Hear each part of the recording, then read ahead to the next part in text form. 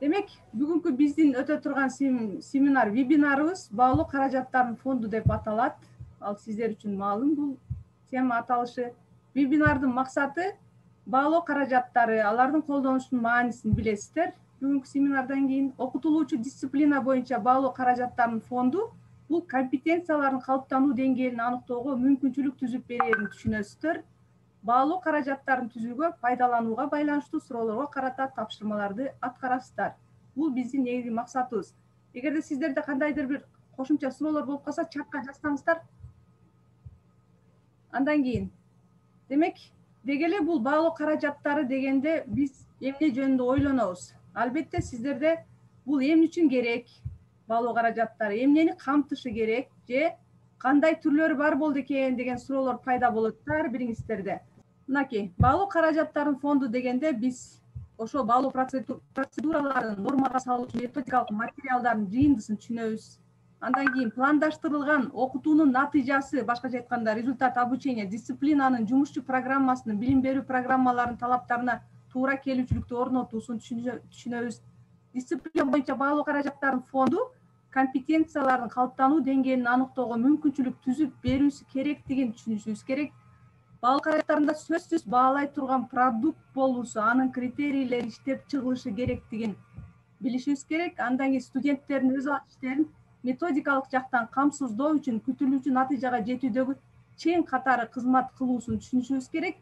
Андан кийин кайтарым байланышты, бизде азыркы бүгүнкү күндө эң маанилүү проблема болуп аткан кайтарым байланышты ооз-эки жана жазуу жүзүндө орнотуунун эң негизги куралы катары кызмат жасай тургандыгын сиздер түшүнүшүңүздөр керек. Ошон үчүн мен азыр сиздерди топтук иштерге бөлүп, ушул жерде катышканыңыздар боюнча, себеби мен өзү алдын ала сиздердин ар бириңиздердин баалуу каражат жөнүндө оюңуздарды билип алайын дедим эле да, бирок ага биздин интернеттен болду, же эмнеден болду айтор неме калбай калдык. Ошон үчүн 4 командага бөлөм азыр сиздерди, 4 сессияга бөлүнөсүздөр дагы, автоматически бөлө берейин эле. Өзүңүздөр сиздерге барды, ошону принять деп бассаңыздар, сессионный зал мынча деген жазуулар бардыбы? Биринчи залга Элиза, Умида, Айкөкүл, Саламат эже, Мир эже, Раби эже экен. Келген жок. Экинчи залга Мунар келет экранга. Мына келдиби? Экинчи залга Мунара, Жаңысен, Замир эже, Нускайм эже, Таттыгүл деген эже экен. Үчүнчү залга Айжан, Борис эже, третья страницага. Келе бериң. Туура эле келди. Болду, эң басың. 3-тү ачың. Болду, ушу 3кө вопросторду стикерди мына билесиз, сол жакта мына жердегилерди бассаңыз стикер чыгат, ответтерди жазасыздар. Түшүнсөң? Стикер Бастым. Мына жака чыксаң, чык эми. Көрчү? Болду. Бас оң жак. Силердики экинчи. Следующий фрейм, ошо. Мынакей. Болду, тийбе? Ушу суроолорго жооп Ооба, ушу эки жооп жазасыздар. Түшүндүңүздөрбү? Мындай кыласың. Сонун сол жакта бул жердеги турган немелер, инструменттер. Ушул жерди бирөөнү бассаң стикер чыгат. Сиздер презентация кыласыздар бүткөндөн кийин, сиздердин командаңыздар. Мен кеттим. Сиз башка жака кетип атасызбы? Чакырып атат башка жака. Азыр келип турам тез. Баалоо каражаттары студенттердин теманы өздөштүрүүсүнө канчалык деңгээлде таасир? Айкөкүл? Болду, болуп атабы? Болуп атат. Сиздер көрүп атасыздар, окуп атканыңыздарга да көрүп атасыздар, ойлойм. Мен деле көрүп атам. Баарыбызга эле көрүнүп атат бул нерсе. Өзү бул мындай эле да, дисциплина боюнча баалуу каражаттардын фонду компетенциялардын калыптануу деңгээлин аныктоого мүмкүнчүлүк түзүп берүү үчүн кандай иш-аракеттер талап кылынат дегенде, ар бир аристиктин өзүнүн калыптануучу компетенцияларын канчалык деңгээлде биз ошолорду ишке ашырып калыптандырыш үчүн кандай иш-аракеттер жасайбыз деген суроо болчу да. Буга көбүрөөк убакыт берсе, балким сиздер идеяңыздарды айтмаксыздар деп ойлойм. Азыр деле кошуп кетсеңиздер болот, өзүңүздөр өз пикирлериңиздерди. башка топтогулар деле болот. Сиздердин өзүңүздөрдүн командаңыз. Айкөкүл мисалы сен чет тил адистиги боюнча айтсаң болот. Алардын компетенция деген сөз бул мындай ошол студенттин кайсы адистиктин ээси болбосун өзү кандайдыр bir иш аракет окуудабы, турмуштабы, кесиптеби өз алдынча жасай билүү жөндөмдүүлүгү да. Ошону калыптандыруу үчүн кандай иш аракеттер талап кылынат дегенбиз да. Деген суроо болчу мааниси. Анан сиздер сабактарда баалоо каражаттарынын түрлөрүн колдонуп жүрөсүздөр деген максатта мен мисал келтириңиздер дедим эле. Кийинки көтөрөлүбү? Ооба. Kenimle koyup görelip çaylan gene yaptı. Экинчиде эч жооп жок экен. Сонун пока ачыкча буну экинчи команданын болчу. Ооба. Атка иштеше албады, бирок мына жерде өзүнүн жооп берип. Жок. Үчүнчү, эмне үчүн баалоо каражаттарынын фонду окуутуунун натыйжаларын баалоо процедураларын нормага салуу үчүн методикалык материалдардын жыйындысы катары кызмат аткарат. Сиздер мисалы УМК ар бириңиздер өзүңүздөрдүн дисциплиналыктар боюнча методикалык комплекстерди даярдап жатканда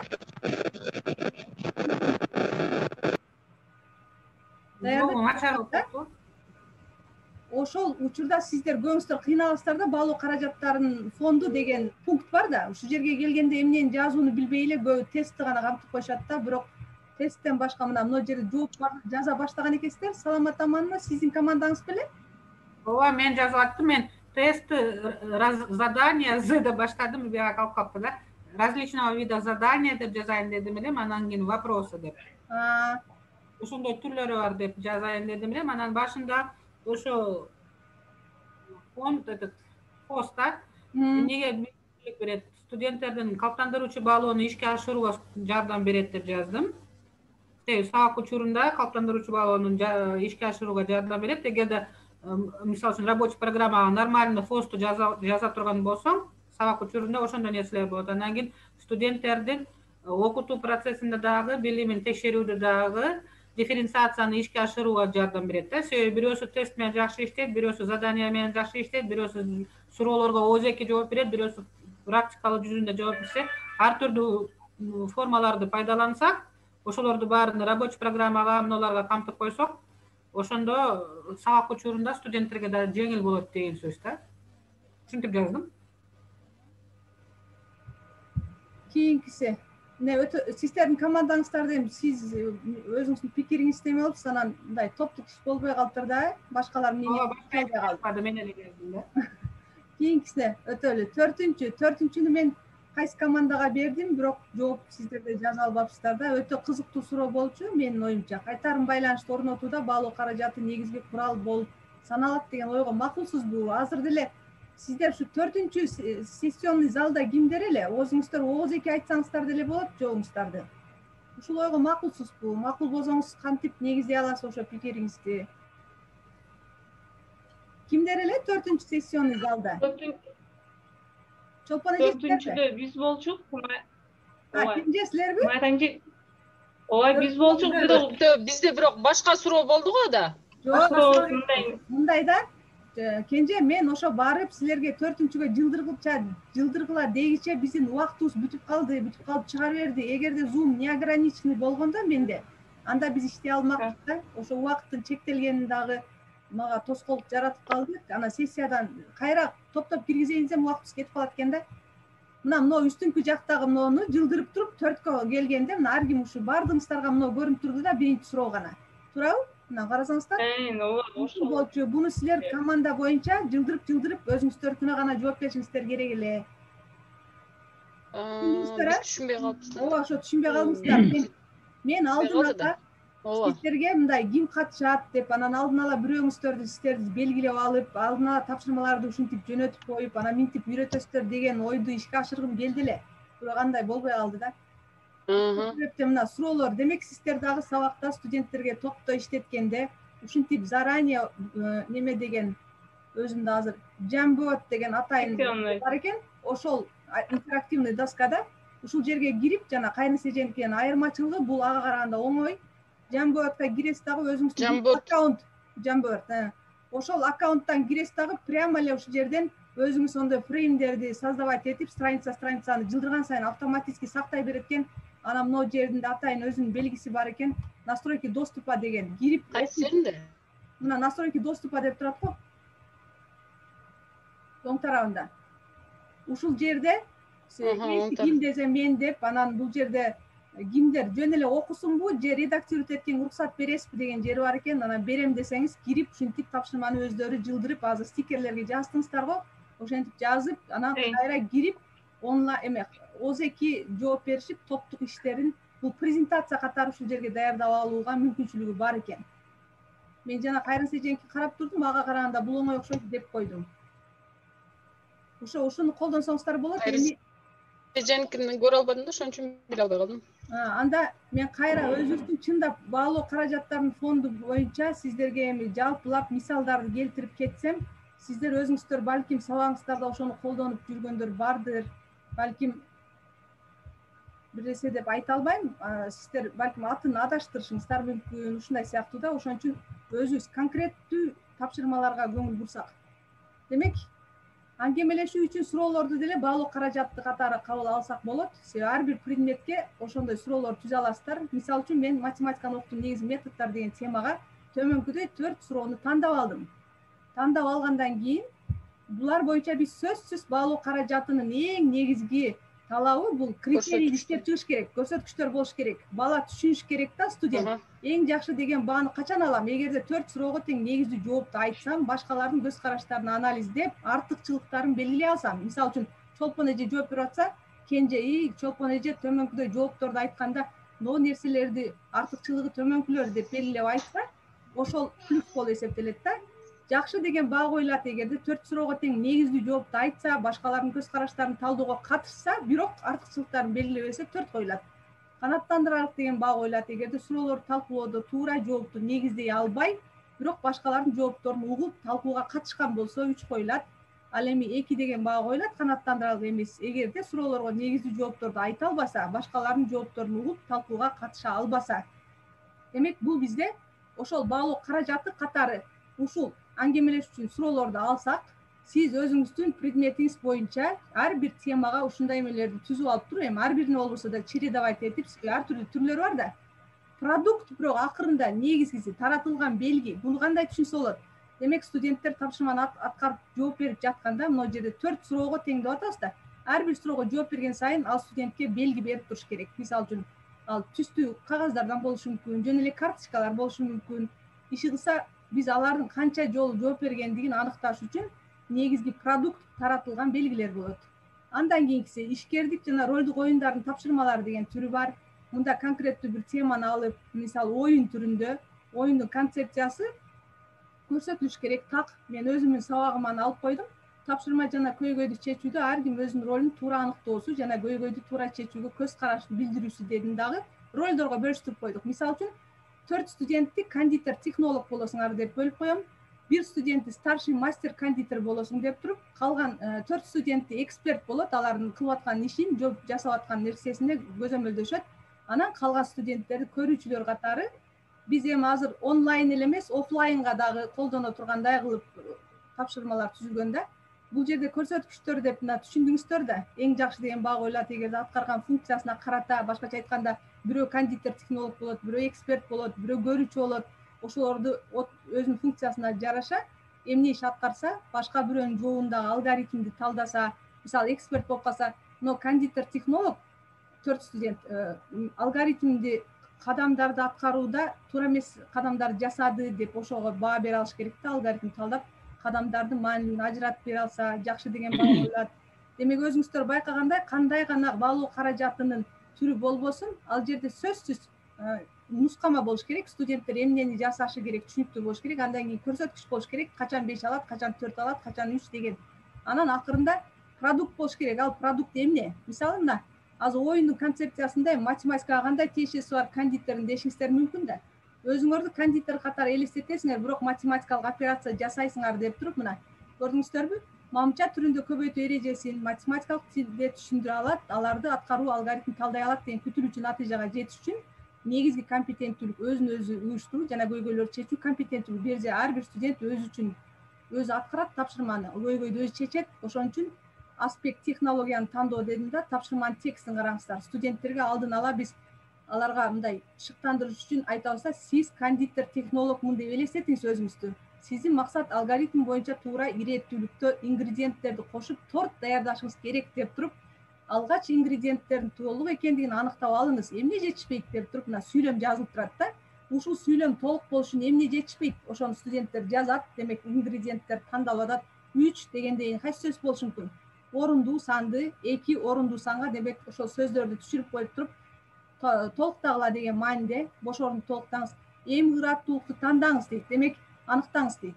Себеби технология боюнча, мисалы кондитерский эмеде биринчи эмнени салат, андан кийин эмнени салат, ошол ыраттуулук сакталбаса, биз жасай турган нерсе мындай толук камдуу болбойт да. Ошону сыңары математикада дагы алгоритмди туура аткармайынча кандайдыр бир аткара турган иш соңуна чыкпай калат. Ошон үчүн ыраттуулуктарды аныкташ керек студенттер. Анан студент үчүн продукт ошол алгоритмди аныктаган баракча болот.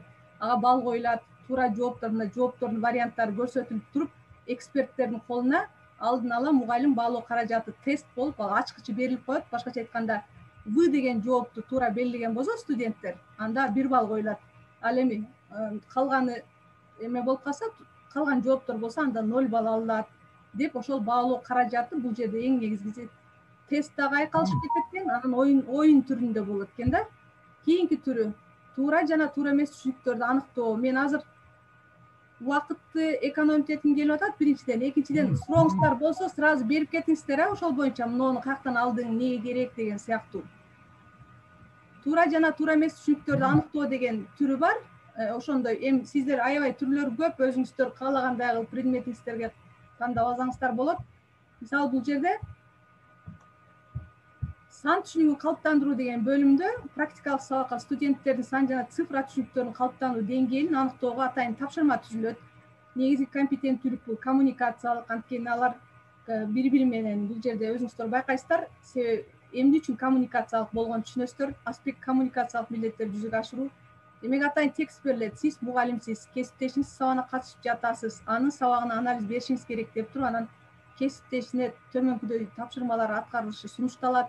Туура жоопту белгилеңиз деп туруп, анан кесиптешинин кемчилигин айтып, жообун негиздеш керек болот. Мында баалоо каражаты, фактылык материалдарды билиш керек, себеби студент өзү ошол өтүлө турган теманын мазмунун билбесе, анда ал толук камдуу ишке ашпайт.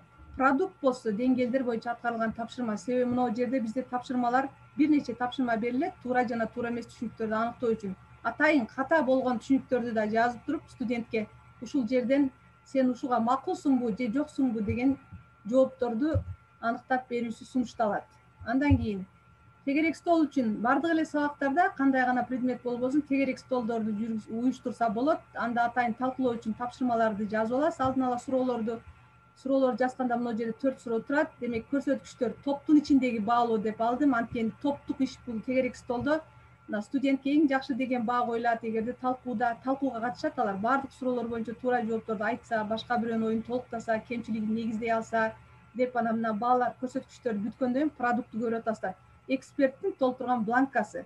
Эмне үчүн эксперттин толтурган бланкасы? Анткени тегерек столдогу обсужденияны, талкууну чекеде сырттан байкап отурган атайын эксперт бөлүнүш керек. Ошол адам жооптордун канчалык деңгээлде айтылып жатканына карата, бири-биринин оюн толуктап атканына, кемчилиги, артыкчылыгына бланка толтуруп турат да. Ошон үчүн бул топтун ичиндеги баалоо деп продукт көрсөтүлүп жатат.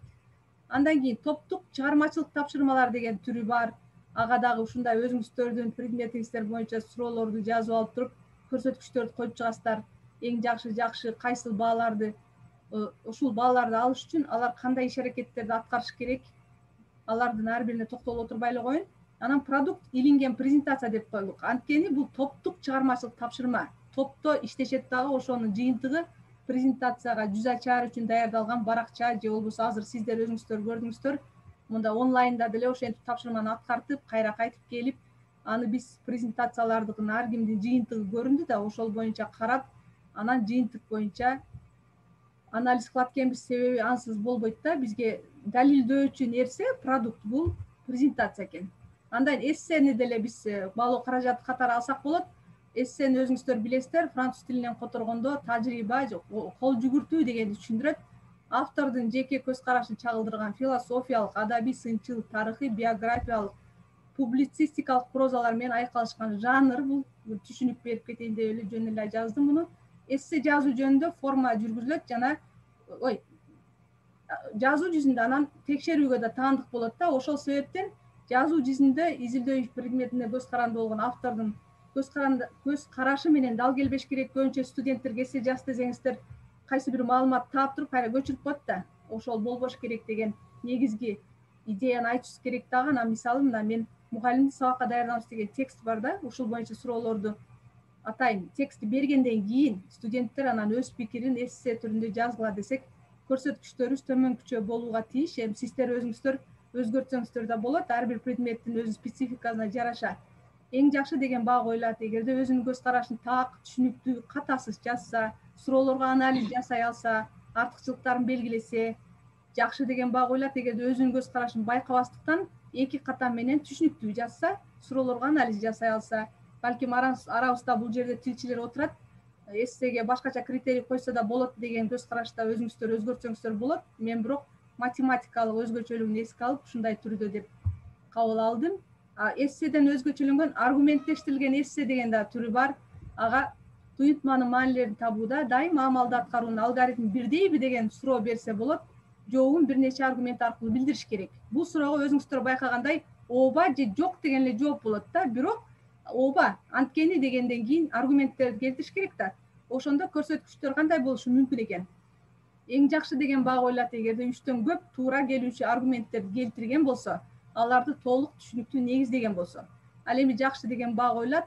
2-3 эле аргумент келтирип, тууралыгын негиздесе. Канааттандыралык деген баа коюлат. Эгерде 1 же 2 эле аргументти келтирип коет, ооба, себеби мындай деп, же болбосо жок, анткени мындай деп эле койгондой.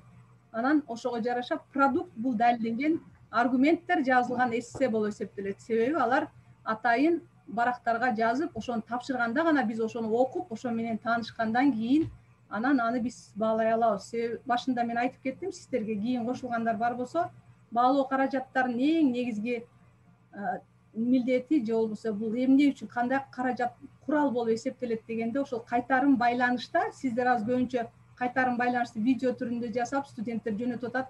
Анан аларды эмне, кайсы көрсөткүчтөрдүн негизинде баалап атасыздар. Ошол артыкчылыктарын жана жетишкендиктерин, кемчиликтерин негиздеп жазууга сиздерде конкреттүү түрдө критерий бар болсо, анан продукт ошо сизге жөнөтүп аткан видео болуп атат да. Андан сырткары көрсө, эссе түрүндө, буга чейинки айтылган нерселер түрүндө, презентация түрүндө дагы кабыл алууга мүмкүнчүлүк түзүп берет. Кийинкиси мына өзүңүздөр билгендей кичи тест деген түрү бар. Башка тесттердин түрлөрү да бар. Кичи тесттер өзүңүздөр сиздер сунуштап берип жүргөн эле тесттер. Анда туура жана туура эмес жооптор болот. Ошолордун катарында төмөнкү дагы түрү бар. Төмөнкү барабарчылыктардын сөзсүз туура экендигин аныктагыла. Биз көбүнчө эле суроону жазып анан жоопторду жазып коебузго. Ага караганда мына карап турсаңыздар 4 мисал жазылып турат. 4-өндө 4 түрдүү жооп турат. Берилиши бирдей болуп турат. Ал эми жооптордун вариантын карасаңыздар, биринчи гана туура, экинчи гана туура, үчүнчү гана туура, төртүнчү гана же болбосо биринчи жана экинчи туура деген жооптор турат да. Ушул жерден студенттин жооптордун кайсысын тандоого мүмкүнчүлүгү болушун, ал ар бирин аткарып чыгууга тийиш. Себеби биринчиден алгоритм боюнча амалды аткаруунун тартибин билиш керек. Экинчиден ошол жыйынтыктардын туура экенин салыштырууга дагы көнүгөт экен. Демек, бул тестке карата көрсөткүчтөр кандай болушу мүмкүн? Мына өзүңүздөр көрүп турасыздар. Көрсөткүчтөрдү бул неме запись болот, ошондон кийин кайра көрүп алсаңыздар болот. Мен азыр тез айтып кетип аткан болсом. Демек, бул кичи тестке карата көрсөткүчтөр эң жакшы деген баа коюлат. Эгерде 5 тесттин баардык суроолоруна туура жооптор берсе, негиздесе, башкаларга түшүндүрө алса, муну биз көбүнчө сабак учурунда студенттерге көз алдына көрсөтүп, анан аткартып туруп, ошого карата көрсөткүчтөр болот. Башка учурда мисалы биз тест тапшырганда, башка учур ал мезгилде туура жоопту гана белгилеп коет да, биз ага мындай түрдөгү көрсөткүчтүн негизинде баалоо жүргүзө албайбыз. Андан кийин элективдүү тест деген түрү бар. Муну өзүңүздөр билсеңиздер керек. Демек, мугалим ар бир окуучуга тамгалар жазылган карточкалар таратып берет. Бул көбүнчө бизде онлайн караганда офлайн режимде, балким башка варианттарын тапсаңыздар, мында деле колдонуу мүмкүнчүлүгү бар. Себеби азыр Zoom'да түрдүү мүмкүнчүлүктөр кошулуп кетип атат да күндөн күнгө. Мурдага караганда азыр топтук жуптук иштерди жүргүзүүгө да мүмкүн болот. Анан жана башында көрдүңүздөр, мына дистанционный управление деген бар, ошо бирөөгө мүмкүнчүлүк бересиз. Бизде саламатты же жазайын деди эле, мындай интернеттен би айтор кандайдыр тоскоолдук болду да, бирок мен жасап көрдүм эле. Эки компьютерден отуруп, бирөөнү жөнөтүп, экинчисин аткарып. Балким аралык жакын болгон үчүнбү, болдубу билбейм.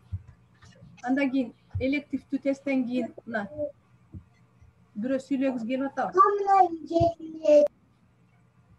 Көрсөткүчтөр, калыптандыруучу тест деген түрү бар. Андан кийин эң негизги мына 2 бөлүктүү күндөлүк баалоо сиздер өзүңүздөр колдонуп эле жүрөсүздөр, бирок жана түрлөрүн айтыңыздар десем айтпапсыздар. Демек, геометриялык материалдарды окутуу деген текст окуп чыгып, тапшырмаларды классификациялап 2 бөлүктүү күндөлүк түзгүлө деп студенттерге АВНден тапшырма жөнөтсөңүз, алар цитата, комментарий. Демек, ушул таблицаны, материалды окуп чыгып, ошо боюнча толтуруп чыккан болсо, анан сизге кайра жөнөтсө, сиз эң жакшы деген баа ойлоп, эгерде тапшырмалардын 4 түрүн тең туура классификациялап, толук туура формулировкаласа, башкача айтканда, азыркы мен айткан тексттин ичинде, геометриялык материалдарды окутуунун ичинде, ошол мазмунга жараша тапшырмалардын 4 түрү бар да, ушуларды айтыш керек. Андан кийин жакшы деген баа ойлоп, ошол тапшырманын түрлөрүн туура классификациялап, маанилүү гана элементин айтып койсо, 3 деген баа ойлоп, эгерде тиешелүү элементтерин эле формулировкалап койсо, анан 2 деген баа ойлоп, эгерде бир гана түрүн классификациялап койсо, бул канааттандырарлык эмес болуп калат дагы. Продукт толтурулган күндөлүк. Демек, АВН сизге ошо дептерине ошону жазып жөнөтүп аткан болсо, демек ушул дагы сизге баалоо каражаты катары колдонулуп жаткан болуп эсептелет. Андан кийин Т схема, муну деле көбүңүздөр колдонуп жүрсөңүздөр керек. Ар түрдүү көз карашта колдонсо болот. Мисалы, миң ичиндеги сандарды кошуу амалын окутууга карата жазуу жүзүндө жана ооз-2 кошуу ыкмаларынын артыкчылыктарын Т схемага жазгыла деп тапшырма жөнөтсөк, анда студенттер жазуу жүзүндөгү кошуу менен ооз-2 кошуунун экөөнүн артыкчылыктарын айырмалап жазып чыгыш керек да. Жазуу жүзүндөгү төмөнкүлөр, ооз-2ники төмөнкүлөр деп жазып, анан Т схеманы толтуруп жөнөтсө, демек аны биз текшергенде, демек кайсы критерий боюнча текшерет экенбиз? Эң жакшы деген баа ойлоп, кошуу амалынын эки ыкманын тең бардык артыкчылыктарын камтып, аларды негиздүү формулировкалап, мисал келтирген болсо, 4түү болсо, кимден чыгып?